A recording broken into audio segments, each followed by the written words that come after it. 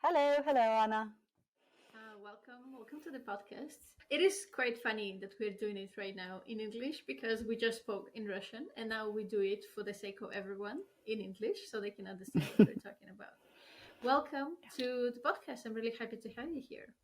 Thank you so much, Anna. I'm very happy to participate and share my experience. I think we all bring something new to the conversation, so I'm very happy to share it. Amazing. Well, we get to know each other online through LinkedIn, as it seems to be many contacts come to me at least through this wonderful platform. And because of the conversation that we've been having there, with the content that I have been publishing, your personal experience, we decided, yes, it makes sense to talk. And certain things, maybe culturally, we'll understand a bit better for each other. So some of the conversation could be really, really interesting for us to kind of have this reflection back at what we know about ourselves and then in the context of this new reality. So you have moved to the UK years ago, right? There's been a whole new life for you in this new place. Some people can say yes, moving from a European country to another European country is kind of the same thing. I don't agree, and I know you don't either, because first of all, Europe is quite small and it has still so many small different states and countries and cultures and languages. So it might be condensed, but indeed it is quite condensed. So separating different nations and experiences is very important here. We start with this question. What was and how it was your first day or maybe first week as you moved to the UK? Can you paint the picture? Give us as many details as possible so then we can remember and see and feel it how it was for you. Well, it was terrifying and exciting.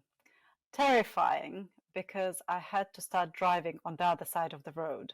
That was the biggest issue. Exciting because everything around was new. Everything, the weather was different, people were different, inside the house was different. The shops didn't sell the sets of bedding with, as we normally have, sheets, duvet cover, and pillowcases. No, they had only duvet cover and pillowcases, and sheets come separately. Okay, we'll deal with that. Then had to buy cutlery. Normally, a set should be six, right? No, they sell them in fours. The same goes with all the crockery, so all the plates, all the mugs, whatever you buy in sets, it's for four. Why? I don't know. It's just traditionally like that. And when I told that to my mom, she was like, why? It's so strange. It's just so annoying. And I could feel that her stress was higher than mine because I just accepted it. I was curious about it. Okay, that's interesting for four. Okay, bed sheets separately from all the rest of the set. Okay.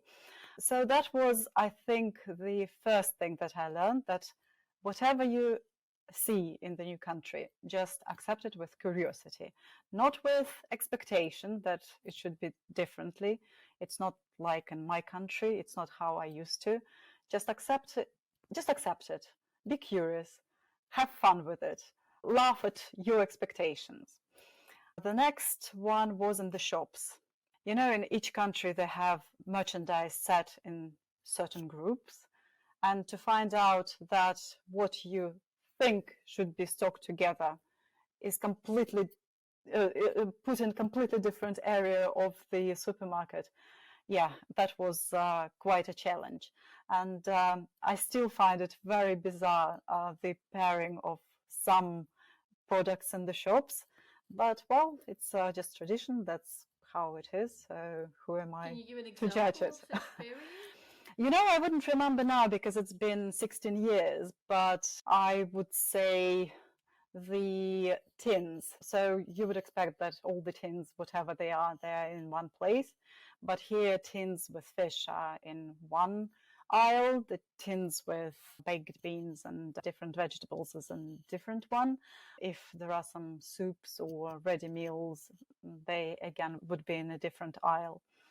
Eggs I remember that I couldn't find eggs. Oh, the thing that I couldn't find at all were tea towels. What are tea towels? Tea towels are just literally what we call kitchen towels, the ones that we wipe the dishes in the kitchen. And yes, here they're called tea towels. And what I asked kitchen towels, they're just paper towels that, come in a roll. So again, just learning different things, how they're called in different country and what you expect how they're called. Yes, I think we all learn the language either at school or doing some courses, and we come expecting that we can actually understand because we listen to the radio, we watch TV, and all that beautiful English accent. We think that everyone speaks that. And then you come to reality. You speak to a shopping assistant and you understand that maybe you got the word yes and there, but nothing in between. Then I asked, again, going to the shops, certain words we learn from maybe movies. Like, for example, nappies, they call them here. To me, they were diapers because I watched a lot of American movies. When I asked in the shop for diapers, the girl just looked at me completely blank. I think maybe she just didn't like it to be called diapers and pretended not to understand me. But here we are. I had to find the word for, because I had young children, for nappies. A lot of actually everyday items, I just didn't know the words at school. Who knows how you call, I don't know. A lid. How do you call a lid? Something. Yeah, you never need that. No, ever. So yes, that was terrifying and exciting. Oh, and then because I moved with the children, with young children, my daughters started school, and we had to sort out their uniform. And uniform is compulsory in most of the schools here until the age of 16 at least. Again, that was interesting, going back in time. I don't remember wearing uniform. Well, it was, again, sizings, everything is different. But as I said, just accept it. It's different. It's not wrong. It's not right. It's just different. Yeah, absolutely. And, it might sound silly to other people, like why would you care so much about how you call nappies, or why would it like stress you out if it's kitchen towel or tea towel? But the thing is that you come, at least at the beginning, right, you come and you try to get some sense of normalcy with those day-to-day items, and those day-to-day items, they are a lot of our security, something that we know, at least, right? Like I know, I mean, I might not be able to call lid a lid, but I know what it is, so I hold on to it as it is. It's gonna give me at least some kind of normalcy.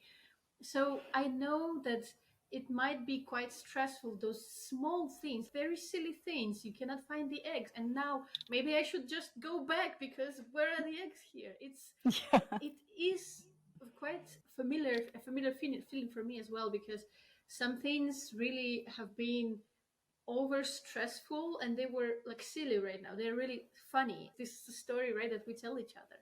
I also had to learn when I moved to Italy, and it's a language that I spoke, but then I also didn't have all this very specific day-to-day terminology of things, like the vocabulary of stuff. So I had to learn what the lead was, or sorts of, I don't know, potatoes or things like that. Maybe pasta, not potatoes, it's more like Belgium. Pasta, all the different things. And still, I've been speaking Italian for 14 years now, and still I have a lot of stuff to learn. So never ends, probably. No, it never ends. And some words you don't even register. For example, I think it was already 3 or 4 years in, and my dad came visiting, and he had one of those little books, with short phrases in English. And he said, "Oh, I can say thank you, well, спасибо." And he said, "ta." I said, "What? There is no words like ta." And I never heard it before. But because I just didn't know that there is such thing, I never registered it. Yeah. And after that, I could hear it at every single corner. Everyone was saying ta. So before it just was a sound. So yes, it's one thing that you are learning, but at the same time, you started recognizing it in your surroundings as well. Bizarre, the language, isn't it? Until you know the word, you might not even hear it. Yeah, and with the language comes so much of our socialization. It comes with, all the challenges that we might have. Again, someone like the lady with the nappies might have been a bit less receptive. Some would be more happy to support you and help you out. I know that you have encountered a lot of help. You met people that you didn't know who decided to help you. And that's also my experience as well. I think it's one of the things that probably could be a good lesson that both you and I can share with our listeners, is that you will encounter many people who will want to help just like that, just for the sake of doing it, just because maybe they want to be like good people, or you inspire them to be that good person. So even if you move abroad, like me alone, or like you with your small kids and like very small family unit, without those external support systems, they will appear. And Definitely, definitely, I would agree. And I think you have to be open to it because, again, you come to the country with certain expectations, a certain image of what people are like. And, when back at home you would say Brits, it's normally, oh, stiff upper lip, very closed, very reserved. It wasn't my experience at all. First of all, people love something new. People love getting to know you. Again, I'm quite lucky because I didn't move to a big city. It's quite a small place where I live. So we were a bit of a curiosity, really. So what I again, moving with children and moving as a young professional alone or as a student, obviously it's completely different experience. Moving with children gives you a huge opportunity. Children are the best diplomats. People invite you to birthday parties. You have a chance to introduce yourself, to meet new people, to find some mutual interests, etc. And another thing that I don't think very similar to our culture. Here, the society, the social side is very, very strong. So if there is a parents' committee at school, I would say just join it. There are so many ways people can find new circle of friends, acquaintances. I had an advice from an old friend that I met during holidays. She was from Scotland. So when I told her that we are moving to England, she said straight away, just join whatever you can. Kids group, parents committee, whatever. The first thing I actually did joined the parents committee, and a few years later I even chaired that parents committee for a year. So it was quite good fun. We organized loads of events, fashion shows, the cake sales, many charitable events, and helped a lot of good causes. So it was not only for my benefit of getting to know people, but we've done a lot of good for our small community, but to other charities as well. So get involved. Don't be shy. Just think, what is the worst case scenario that can happen? Someone would think that you are odd or different, but yes, you are different. You come from different background, from different country. Would someone judge you? I don't think they would. It's just have fun, enjoy. It's interesting to know the language. It gives you a possibility to live a different life. I think it's Czech proverb that as many languages you speak, as many lives you live. And I believe it. It's completely different culture. It's completely different way of life. We discussed before that your tone of voice is different. We put our tongue in different places when we speak. It's amazing. You should use it. yes, and it also gives you a new perspective, because with the language, more often than not, you also learn at least some part of the culture. And Yes. the culture means the history, it means traditions, it means values that could be different from what you come from. So what you have is a whole new different perspective on the world. As the best let's say, negotiator or speaker, communicator, in general, orator. It's someone who can hold multiple possibilities in one. It can deal with the complexities of it. So by you speaking more languages, you kind of become that more multifaceted person.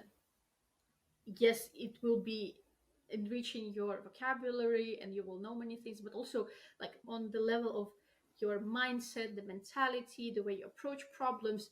It's such a fascinating topic that some professionals actually make their whole life's work based on that, how certain genders of the words impact how we see the reality. Let's take Russian. The word death is feminine, and then it brings in certain image with it, and then that image, this feminine figure of death, is maybe considered a bit more merciful or kind of kind, I don't know.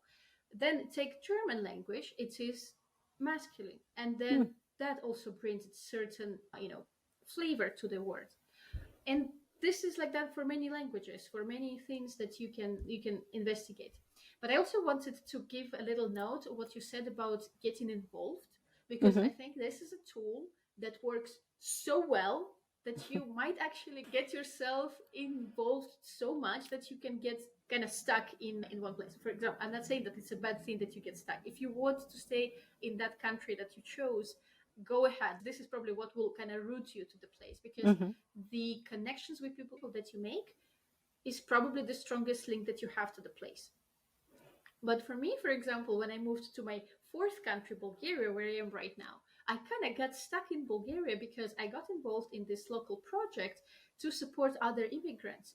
And then it's been 4 years for me now, and I don't know how that happened. It's many things happened, and I grew a lot personally and professionally here. But that's mainly because I got involved. I was supporting a cause, was helping other people, got many people around me as well, got to know many people almost immediately. So then that integration and the support from those people, their help, really made my life here easy. Definitely, definitely, yes. And obviously, you can use many tools to get accustomed to the place. I told you before that obviously I had the support through the school and my new acquaintances.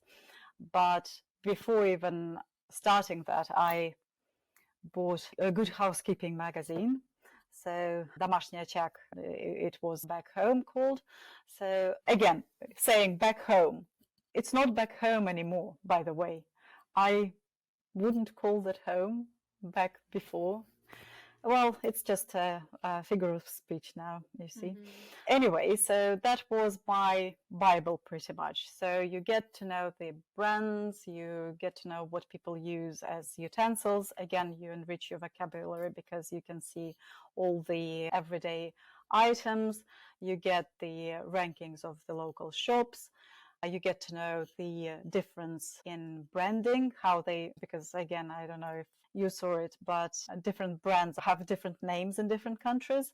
Elsav is not Elsav in the UK, it's Elvive.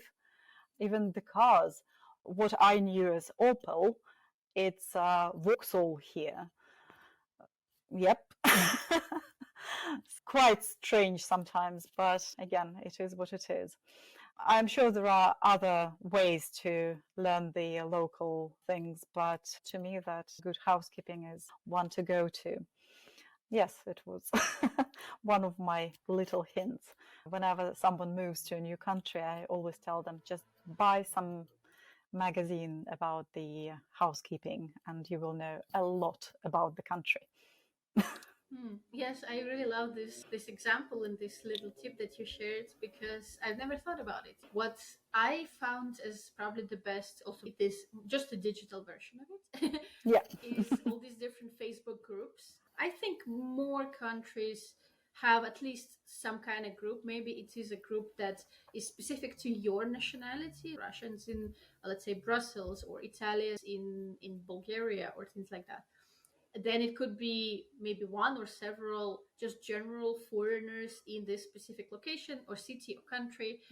That this is where people just dump all their questions, and then people answer. So basically it is a library of all the different things, from where you can get your legs waxed to where you can buy the best wine, or how to repair the car. You can even find work. You can Yep.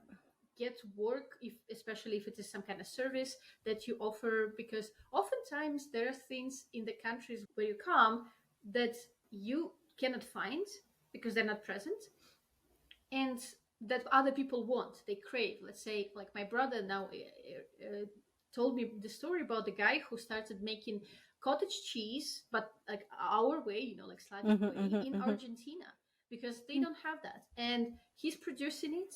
People love it. He makes delivery. He Can also imagine. maximized on, yeah, he maximized on good delivery service as well, because apparently it's not really present there. Everything is mañana there. So it could be, something really, really cool that you can get involved in. It seems like what you say comes with two topics. What you just said about home, back home. Yeah. As I talk a lot about this topic of immigration, I need to find different synonyms to the same thing: migration, immigration, living abroad, being a foreigner, international, things like that. And then when I say something like back home, to your home country, I realize just how it is for me and how I hear this for you. It is not a home country. It's not a home country anymore. No. For Because yes, it's been years now, maybe decades, but also there are certain reasons why we leave a country, and they may be very different, very personal, very different. People have their own background, their own feeling, and their own relationship with the place. And the place is technically neutral, right? It's just a territory. It doesn't have a personality, in the sense that people can argue. But let's say that place, physical, geographical point on the map, is neutral. And what we feel about it is our own thing, our own business, in a sense. Yeah. Here is, let's say, not tricky question, but let's say how it lands. Have you felt that Russia was home when you were there? Or have you had this feeling of like, something is out there in the world for me, which I need to explore, and maybe this is not it? Well, you see, I come from a military family, so my parents moved around as long as I remember. So I was born next to Ural Mountains. I don't remember that because we moved to Germany when I wasn't even 1 year old. And then it was Central Asia, then it was Siberia, then it was Moscow, then was Siberia again. So I moved all my life. And now the house that we live in, it's actually the longest I ever lived in any place. Did I have connection to the country? I don't think I ever had. It was always, expectation that I will be uprooted very soon and move on, and it was the way of life. So I would say that I'm a bit nomadic. Well, used to be. At the moment, I'm quite happy where I am. However, children are growing, and I know that there will be a certain point soon when, again, I will feel that, oh, this chapter is finished, where I'm going next. And I guess not everyone like that. I remember when we decided to move, and a friend of mine who never ever lived anywhere else except the city that she lived in, and she was just terrified even about the idea. She said, I can't imagine that my child wouldn't go to the same school that I went, that I wouldn't visit the graves of my grandparents. My grandparents' graves are in Tajikistan. I would never visit anyway. So it's something that I can't relate to. So we are all so different. And to me, it's definitely was the travel, the moving from country to country, such a natural thing. So I never even considered or put a big question, do I want to stay or do I want to move? I've been moving all my life. Right. What you said about my children wouldn't go to the same school.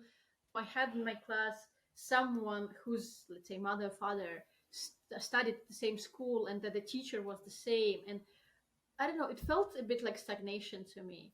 Take my parents, who also migrated at the same time as me, how all their lives from their childhood to their adolescence to their young age to their 30s, 40s, were in this one place. For me, it felt a bit like there is so much out there and you're here. Somehow they actually instilled that in me, so that I had the idea that I needed to leave. Maybe once you have that, you think, right, there is no other way. And this feeling of, I don't know what home is. Maybe home is everything. And home is where I am at that moment. And I don't even think about setting my camp somewhere permanently because it just doesn't make sense. There is so much more to see. To me, it's where you feel comfortable at certain stage in your life. Initially, when we moved, we were not planning to stay. The plan was that the children, because here they start school at 4 and in Russia at 7, we thought, well, we moved when they were 5. So we thought, well, they will learn the language. That's very good age to absorb whatever you throw it at them. And then we go back. But life changes, we settled, we found what to do. I think it's nice to have the flexibility. It's nice to have a choice. And if you can work on it and if you can make your dreams or wishes come true, that's great. I don't think there are limits, really. You just want to decide what you want, what suits you at the particular moment. The funny thing is that I wanted to ask you before you said this, what it takes for a nomadic person like you and I to finally settle, but apparently you don't have the answer. It's just temporary. So no question from me. Well, sometimes it's, nothing is more permanent than something that we do for just the time being in the end. I have lived in this particular place longer than ever and it still works. But again, I am open to changes. I'm open to whatever will happen next. So who knows? Who knows? Do you have some draft of a plan of what next? Where next? Well, I have a dream. When I retire, that should be next to the water. Sea, not too hot. I hate hot weather. That's maybe why England is perfect for me. I don't mind rains. There is sunshine, especially like today. It's the best place to be. Yes, where is it? I don't know where it is. So I need to travel a bit to see what's there and where I will feel comfortable, with what I do and with people around, because in the end, you are not a singular person. You need a community around you. You need something to do. You need to share your thoughts. Yes, to me, community is very important. So I need a crowd. I need some people to be friends with. I love my friends here, and I think at the moment it feels heartbreaking if I think that I would ever leave them. But their lives change as well, so no one stays in one place forever. We shall see. Yes, I noticed that too. It has been quite challenging for sure to see some of the people with whom you build the connections go. But then if you really care for them, you would actually appreciate the fact that they move on, and it also gives you permission to move on. Like you said, nothing is probably as permanent as the things that we just try for a hot second. Life is so diverse and there are so many things and people. So one people go, other come. As I keep saying, that you have to be open to the change. You have to be open to something new. Life is interesting. There are so many things to learn. There are so many people's experience that you can benefit from. So I hope this is the main message, actually, that I would love to share. Just be open. Mm-hmm. This sounds like a good lesson to wrap up on. And we had many more. So we had something a bit more general like this one, right? Be open to the culture, be open to the changes that you will see in yourself as you get acquainted with the culture. Be open to people's support and help because they will actually want to give you that support and help. And it helps them and you. Absolutely. Just imagine if you were greeting someone who just moved. How would you behave? I'm sure we all good people try to help and share what we know and to make someone's life easier. So Yeah. don't think that people oppose, that people don't like you or whatever. So treat people and expect from people what you would offer. And you will find the same approach. You will find people who would do the same for you. Sounds wonderful. Then we had one very practical thing was the housekeeping magazines. Yes. So you can get some very specific stuff there from the language that you need to use to the specific, suggestions that can simplify your life. Because again, those things, they might be silly, but when you need at least some stability and at least some comfort, the right tea towels and nappies might be the best thing that keeps you sane. Then what I heard again was also quite practical is getting involved as much as you can in everything that sparks joy at least a bit. And especially I would add something that you really love as an activity. Let's say it's dancing or tennis or even Yes, I jogging. agree. It doesn't have to be something that you pay for. It can be No. something really, really simple. If it is, let's say, community, if you have kids, you have just a gateway to many activities, but also if you're all alone and you don't know anyone, go on those Facebook groups, go on Meetup or Couchsurfing as well. You can find a lot of things that happen, and then you can start getting people to join you or suggest some ideas to you as well. Yes, and in the UK, one of the great places are churches, actually, even if you are not religious, but the notice boards give you loads of information about the courses that are run, the sports groups, some activities, because churches are used not only for worship, but also for some social gatherings. And all the parks would have some running groups or outdoor exercise, plenty of options if you want to be involved. And some people say, oh, I'm not very sociable, etc.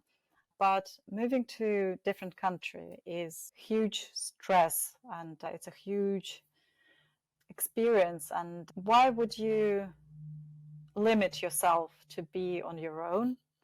You can learn so much more from socializing with other people. I'd say even if you are a very closed person, try to find something where you feel comfortable. I don't know, chess club. Yeah, totally. When I say socializing has this kind of image that you like come and Talk shake and yeah, everyone's that's hand, you're right. like Yeah. very outgoing and you're like this and that. Take it as slow as you need. You can just come and observe. You can Mm, just be there, just get to know people. You come there a couple of times, people see you again. They might approach you if that is something yes. that you have trouble with, Mm. because it's a real thing. And then, it you can take it as slow or as fast as you need. Maybe people like you and I would be a bit more outgoing, shaking those hands and getting to know people. But then it doesn't have to be like that. Just as long as you're around people is already going to be so helpful for your nervous system, for the Mm. stress management, and just you feeling like you are not all alone. And another thing that I wanted to mention, some people feel that they can't speak the language or have that language barrier. But you know what? You know more and you can speak much better in English than other people speak your native language. Yeah. So this is the way to approach it and obviously try to improve at every single occasion. If you hear that people correct you or people don't understand something, just do ask, did I pronounce it wrong or how would you say that? People are open, people love when you speak their language and normally are quite helpful and not judgmental at all, And at it least can be from my actually experience. Yeah, and it can be actually your own thing, like your own bonding experience. My partner is Italian, and obviously he's a native speaker, and I will probably never know everything that he knows Nope. about the language. So if I make some mistakes, he corrects me or ask him to correct me. But then I do the same thing for him in English because my English is probably a bit better, or at least I studied it as a linguist. I studied it as someone who can teach it, so I can explain to him why it's Mm-hmm. like that. And it's just a thing that we do together, and you can do the same thing. Maybe you can do this language exchanges. Maybe your own native language is interesting for other people too, and they just want to swap the languages. It's actually a thing. People do that all the time. Yes, yeah, so I agree. It's great, it's interesting, it's fascinating, terrifying sometimes, but generally you'll be fine. Yeah, Everyone we'll will be be fine. fine. Yes. Wonderful. Wow. Thank you so much, Natalia. This has been go back to basics in a sense. We just go into the very simple, classic things that can make our lives better. It doesn't mean that, they're not important. Actually, they're very essential. It's the language, it's the community, it's being open, it's integrating and helping out. It's like sleeping and eating greens. It's the basics that make everything better. Absolutely. Absolutely. Would you add anything else to the lessons that we just discussed? Keep experiencing stuff. Don't stop. Life is just one, well, at least as far as we would remember. So the more chances you get in life, take them. Amazing. Love that. Well, thank you so much for being here. Thank you so I much, Anna. appreciate the time. Yes. Thank you.